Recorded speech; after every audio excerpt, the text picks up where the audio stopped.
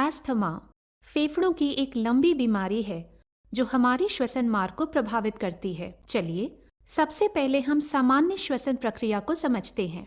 श्वसन नाक और मुख द्वारा हवा को सांस की नली या श्वास नली तक खींचने के साथ शुरू होती है।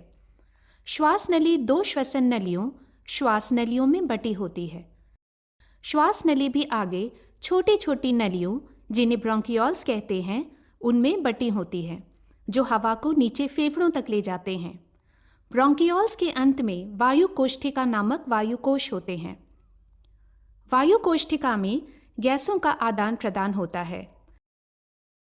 सांस द्वारा खींची गई ऑक्सीजन वायु कोश से रक्त में स्थानांतरित होती है और कार्बन डाइऑक्साइड रक्त से निकला अपशिष्ट वायु कोश में जाता है और श्वसन नलियों द्वारा सांस द्वारा बाहर छोड़ी जाती है।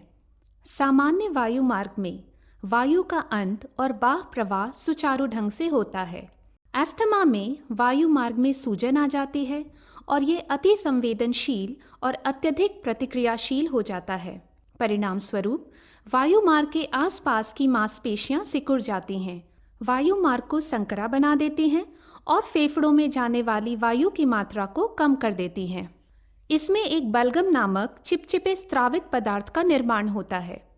यह बलगम वायु मार्ग को और संकरा बना देता है और फेफड़ों में वायु के सुगम आवागमन को और मुश्किल बना देता है।